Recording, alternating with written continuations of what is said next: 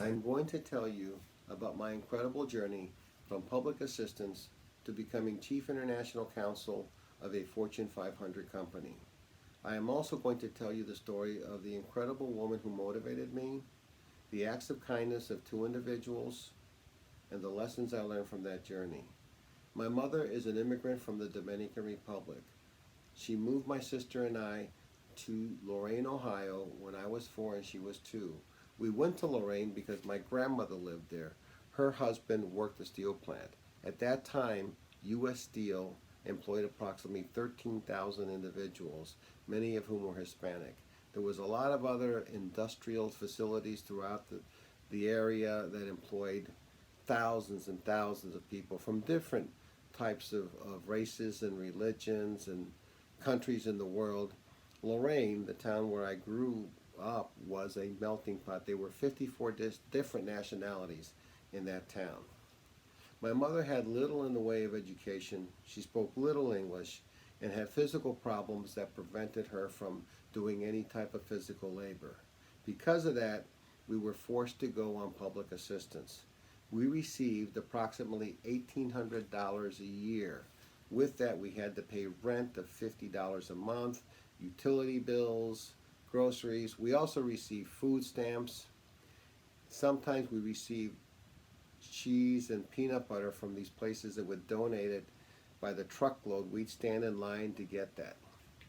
It was slim pickings at the end of the month. It was not a lot of money to live on. To help make ends meet, when I was 9, I started shining shoes in the local taverns. I charged 25 cents per pair of shoes. Believe me, I hit every local tavern, and there were many. When you have an industrialized area like South Lorain was, there were more bars in my neighborhood alone than there probably were in the whole city. Workers would go from the steel plant to the bar, and some of them even went from the bar back to the steel plant. They did like to drink. It seemed to be a blue-collar thing at the time, but that was good for business for me. The drunker they were, sometimes the better tips I received. I brought that money home, and we used that money to help make ends meet for the rest of the month. It was a community affair. My sister at one time started working in a beauty shop, making, I don't remember how much, but again, that money was contributed so that we could live and survive. We lived in a tiny little dumpy apartment that was above a bar. There were 3 other apartments. The bar was a country western bar. I learned every Hank Williams tune. I learned so many other country western stars like Charlie Pride. Every once in a while we would have uninvited guests like rats and cockroaches. For a while I thought some of the rats would be pets. This was when I was, of course, much younger. In the morning when my sister and I would go to school, we'd open the door, and sometimes there would be a drunk at the door. We just walk over and go on. My mother would call the bar downstairs to get rid of the drunk. Sometimes we couldn't even open the door. Our bedroom overlooked the steel plant and also the sidewalk downstairs out in front of the bar. At night we would be entertained by people cussing and swearing and some fights. It was quite entertaining, really, for us at young age. We thought it was really cool. One night we heard a lot of noise and a lot of screaming, and we heard Tony, somebody we knew. Tony was a Mexican man from the neighborhood. There was a drunk patron from the bar who obviously wasn't Mexican because he was making racial slurs against Tony. The fight developed. Tony knocked him down, held him down face up, pulled out a knife and was ready to cut him. My mother yelled, "No lo corte," don't cut him.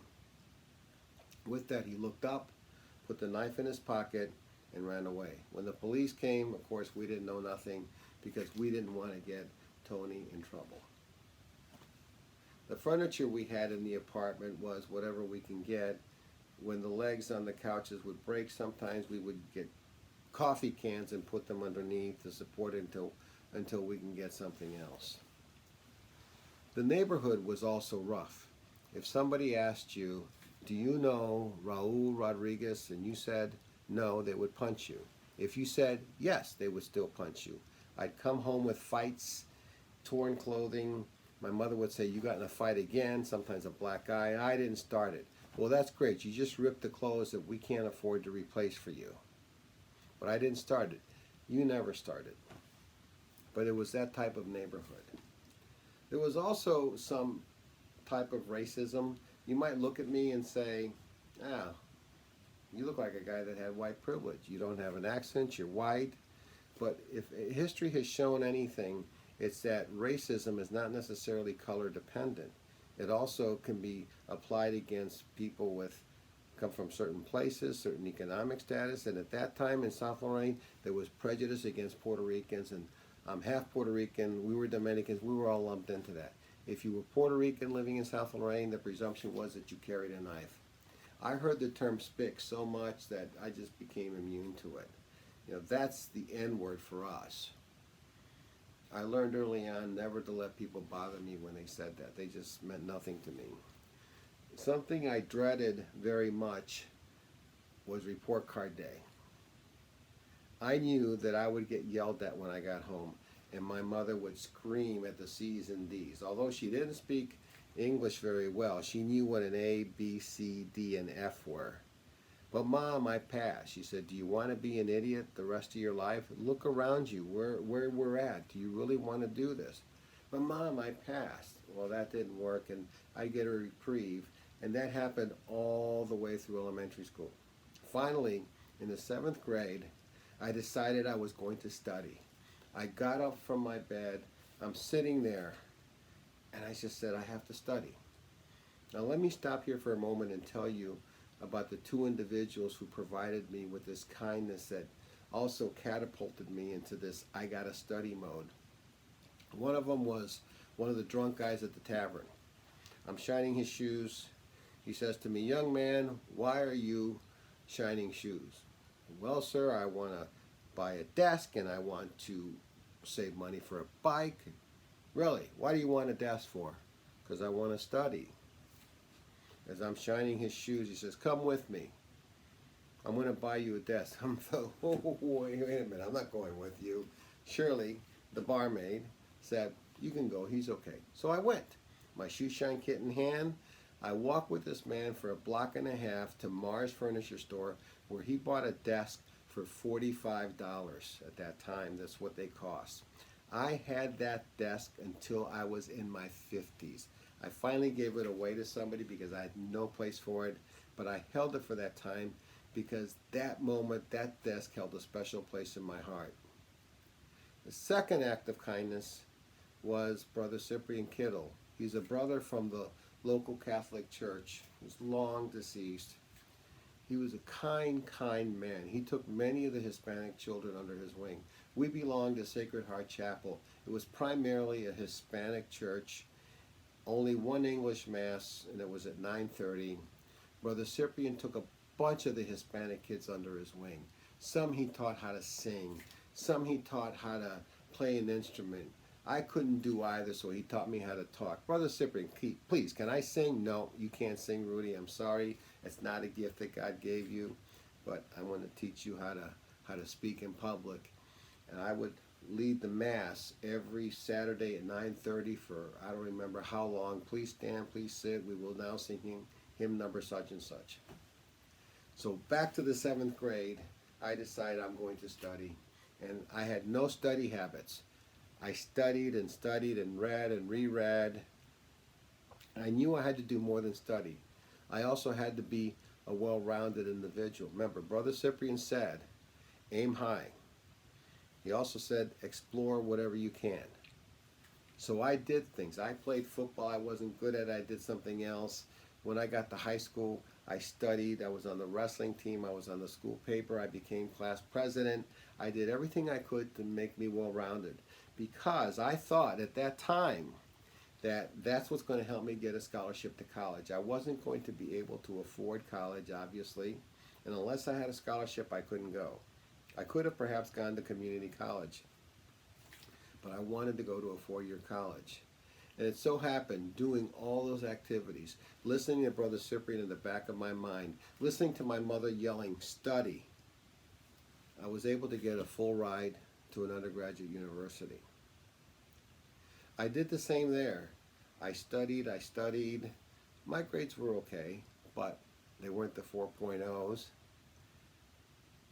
I was also involved in other activities. I was varsity wrestling, captain of the team, Model United Nations. Again, I tried to be that well-rounded person. When it came time to apply for law school, it was the most competitive time I've ever seen for law schools. People with 4.0 and up were not getting in. I applied to several places. I got rejected in some, but I got accepted into two, one of which is St. Louis University, and only conditionally. I had to pass a course in the summer. If I passed that course, I would get into law school. Now it was on me. It was affirmative action that allowed the door to open for me, but it was my effort that was going to keep me in the room. For a simple, well, it wasn't a simple class, it was a very difficult contracts class. I studied from the morning till the evening on weekends. I read and reread the material. I did well in the class. I was admitted to law school. I had a problem that I didn't think I would ever have, and actually I never really thought about it. How was I going to pay for law school? I could have stayed home and said I don't have the money and tried to work and do something, but I didn't know about student loans at the time. I get to the law school. I have an appointment with the dean. I said, Dean, I don't have any money to pay for this. Can you suggest anything?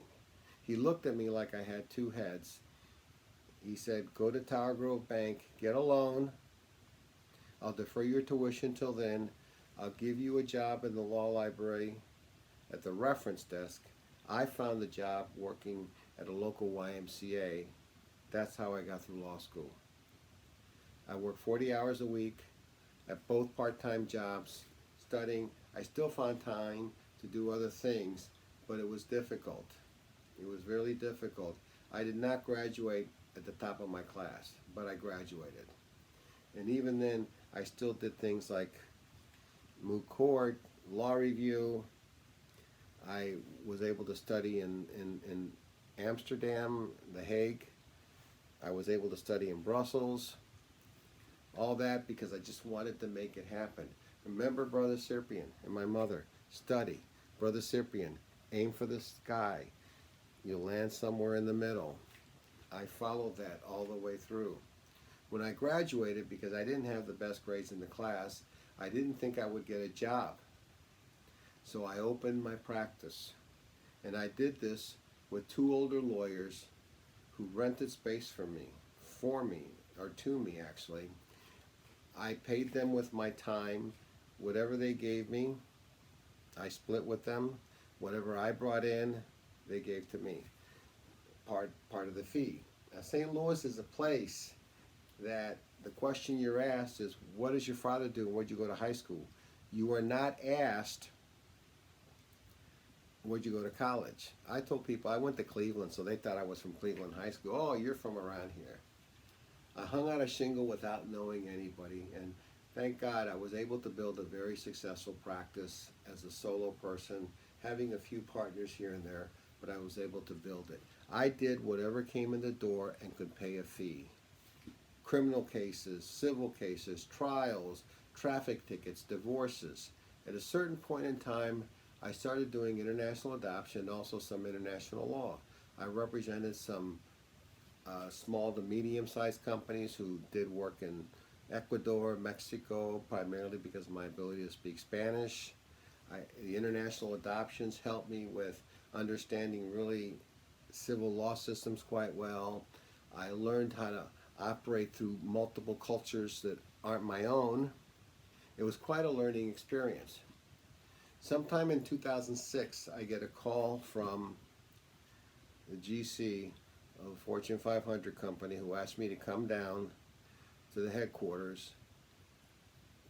I am thrilled because I'm thinking he wants me to represent this company, and oh my God, I am a solo practitioner with a Fortune 500 company as a client. I thought, wow, what an opportunity.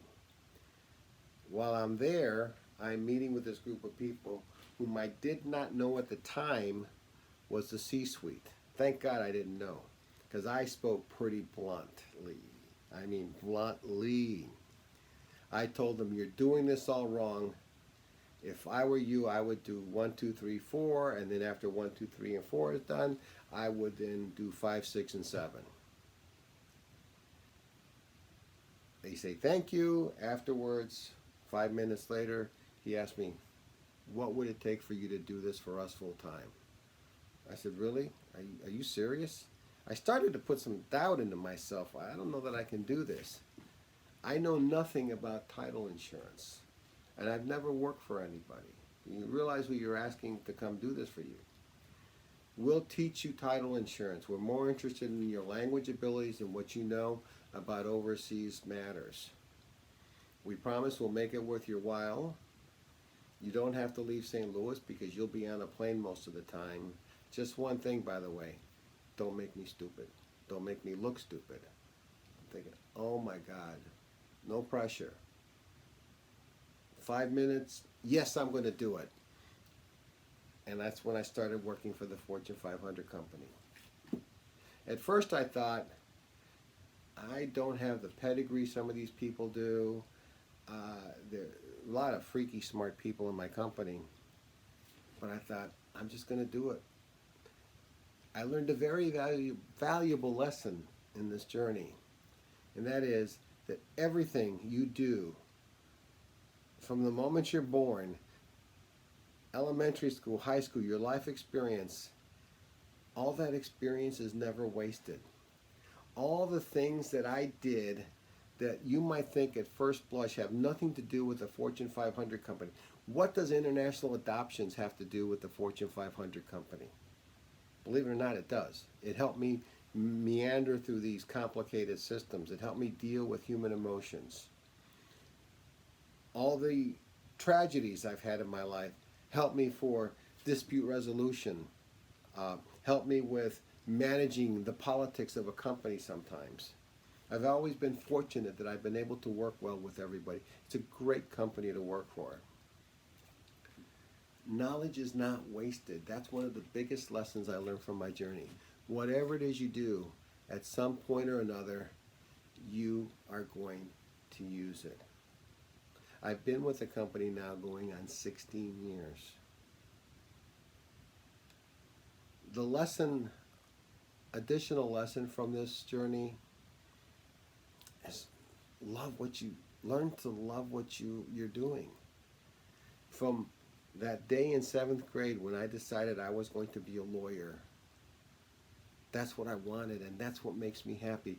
I love being a lawyer. It has its frustrations, but that's what I love to do. That is my success. That's what I love doing. I wake up in the morning, and that's what I like doing. And it took a long way to get here, but I just stuck to it. I would say to anybody who's looking at a career, whether it's law or something else, be passionate about it. Make sure it's what you want to do. Prepare yourself from a very young age. Don't ever let any piece of adversity stop you. And if you get knocked down, get up again. I've had my share of those. If somebody like me with humble beginnings can become a professional, anyone can. Thank you.